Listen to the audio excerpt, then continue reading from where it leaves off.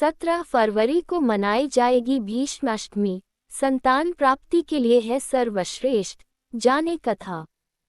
माघ मास के शुक्ल पक्ष की अष्टमी तिथि को भीष्म अष्टमी के रूप में मनाया जाता है। महाभारत काल के बाल ब्रह्मचारी भीष्म पितामह की मृत्यु इसी दिन हुई थी।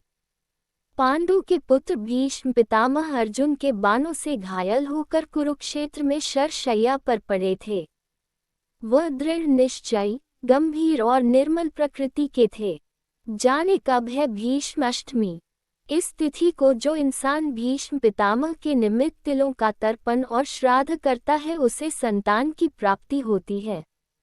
पद्म पुराण के अनुसार जीवित पिता वाले व्यक्ति को भी इस दिन भीष्म पितामह के लिए तर्पण करना चाहिए। इस बार अष्टमी तिथि 17 फरवरी शनिवार को होगी। अब जानिए क्या है इस व्रत की कथा।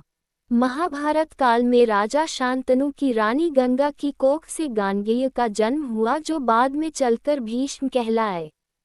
एक बार जंगल में शिकार खेलने निकले शांतनु को केवट की पुत्री मत्स्यगंधा के रूप पर मोहित हो गए, जिसने उन्हें नौक से नदी पार कराई थी।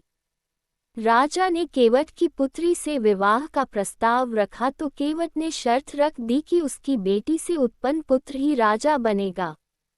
राजा गांगेय को बहुत अधिक चाहते थे, जिसके कारण शर्त मंजूर नहीं की।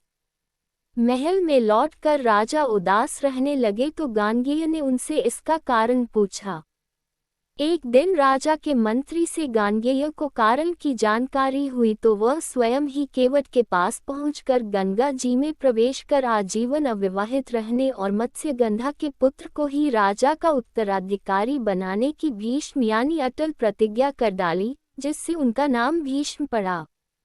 भीष्म की इस प्रतिज्ञा के बाद ही केवट ने अपनी पुत्री मत्स्यगंधा का विवाह राजा शांतनु से कर दिया। राजा शांतनु ने भीष्म की प्रतिज्ञा से प्रसन्न होकर वरदान दे दिया कि तुम अपनी इच्छा से ही मरोगे।